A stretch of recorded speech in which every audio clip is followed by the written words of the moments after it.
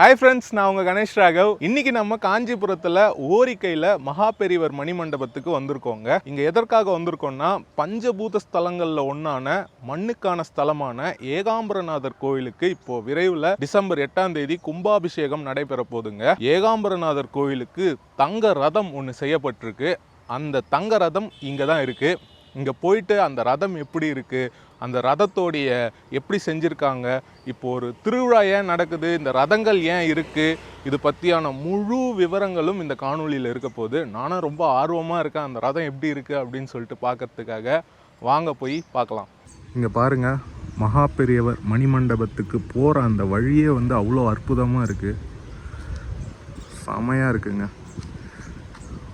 மரங்கள், பூக்கள், சின்ன சின்ன குருவிகள் சவுண்டு கேட்குதா உங்களுக்கு?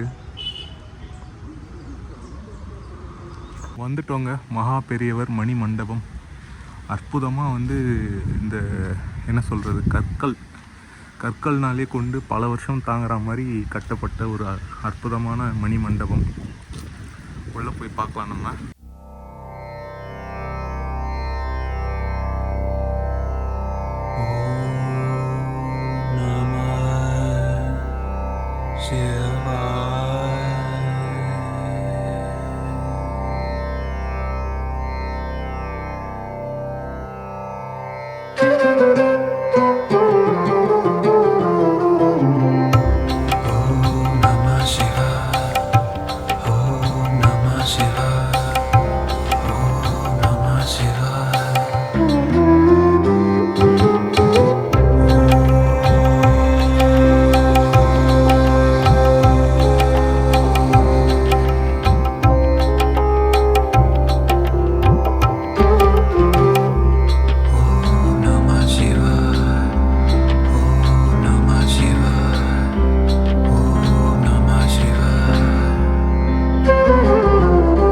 இதுதாங்க புதிதாக ஏகாம்பரநாதர் கோயிலுக்கு செய்யப்பட்ட தங்கத்தேர்.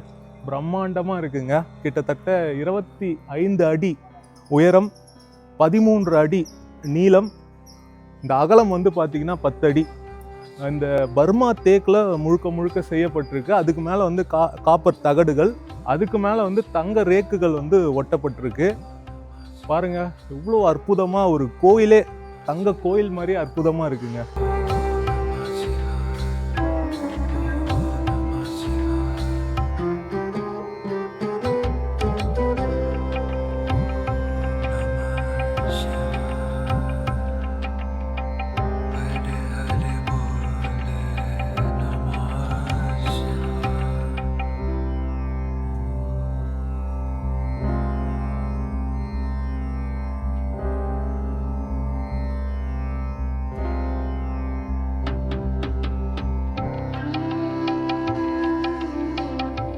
ஆக்சுவலாக இந்த தேரோடைய இந்த தாத்பரியம் என்னன்னா, கோயிலே வர்றது தான்.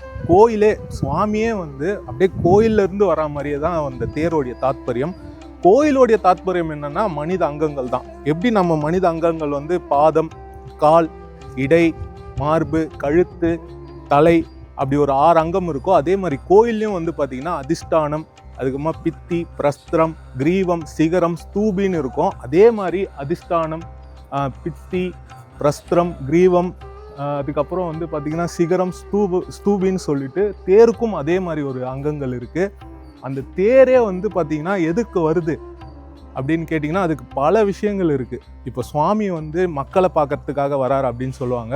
இன்னொரு விஷயமா சாம்பவி தீட்சை அப்படின்னு சொல்லுவாங்க. தீட்சைன்றது மனிதனை தூய்மைப்படுத்தும் விதம். அதுக்கு பல தகுதிகள் தேவைப்படுது. எந்த ஒரு தகுதியும் இல்லாமல் ஆக்சுவலாக இந்த தீட்சைக்கு குரு ஆச்சாரியா தேவை. அந்த மாதிரி குரு ஆச்சாரியாரா சுவாமியே வராரு. எந்த ஒரு தகுதியும் இல்லாமல் மனிதர்கள், புல், பூண்டு, பூச்சின்னு எல்லாத்துக்கும் சிவபெருமான் தீட்சை தருவார். அது ஒரு அம்சமாக இந்த திருவிழாக்கள் அந்த காலகட்டங்களில் நடைபெறும். அதனால் திருவிழாவில் எல்லாரும் பங்கு பெறணும் அப்படின்னு சொல்லுவாங்க. அதில் ஒரு சிறப்பு வாய்ந்தது இந்த தங்கத்தேர். இந்த பிரம்மாண்டமான தங்கத்தேர் 25 அடி உயரத்தில் இருக்கிறதுனால ஏசியாலேயே மிகப்பெரிய தங்கத்தேராக இந்த தேர் இருக்கும் அப்படின்னு கருதப்படுது. இது 3 டன்னுக்கு மேலே எடை உள்ள தேராக இருக்குது. இதுல 23.5 கிலோ தங்கம் சேர்க்கப்பட்டிருக்கு. பல கோடி ரூபாய் மதிப்புடையது இந்த தேருங்க. இந்த தேர்ல 4 குதிரைகள் 4 வேதங்களை குறிக்கும் விதமா பூட்டப்பட்டிருக்கு. அது பிரம்மதேவர் ஓட்டிட்டு இருக்காரு. 4 சாமர பெண்கள், 8 கந்தர்வர்கள், 16 நந்திகள், 8 சங்குநாத பூதங்கள், 8 சூரியகாந்தி மலர்கள், 24 யாளிகள், ஏகாம்பரநாதர் உற்சவத்தில் இடம்பெறும் வாகனங்கள், புராணம்னு நிறைய விஷயங்கள் இந்த தேர்ல இருக்குங்க.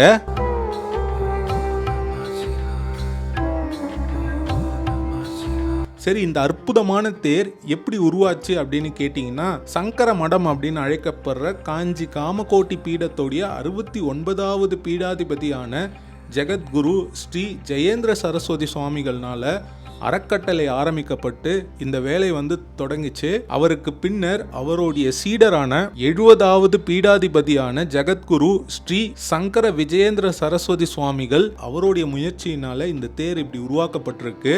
இந்த தேருக்கு எப்படி கோயிலுக்கு கும்பாபிஷேகம் நடைபெறுமோ அதே மாதிரி யாகங்கள், ஹோமங்கள், நிறைய விஷயங்கள், விழாவானது நடைபெறும். அது 4ஆம் தேதியிலிருந்து 6ஆம் தேதி வரை இந்த நிகழ்ச்சிகள் நடைபெறும். அதற்கான பத்திரிகை தான் நீங்க பார்த்துட்டு இருக்கீங்க.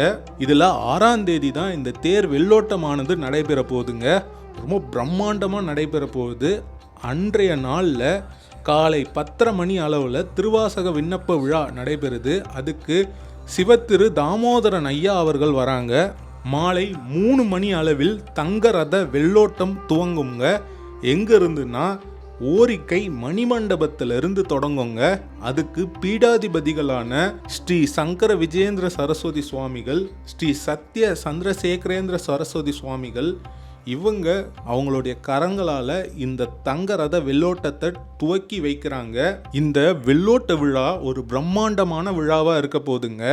சங்கராச்சாரியார் சுவாமிகள் உடன் வர யானை, குதிரை, இன்னும் பல கைலாய வாத்தியங்கள், நிறைய நிகழ்வுகள் நடந்துகிட்டு அப்படியே ஓரிக்கை மணிமண்டபத்திலிருந்து தொடங்கி ஏகாம்பரநாதர் கோயிலுக்கு இந்த தங்க ரதமானது வரப்போகுதுங்க. இந்த பிரம்மாண்டமான விழாவில் நானும் வருவேன், நீங்களும் பங்கு கொள்ளுங்க.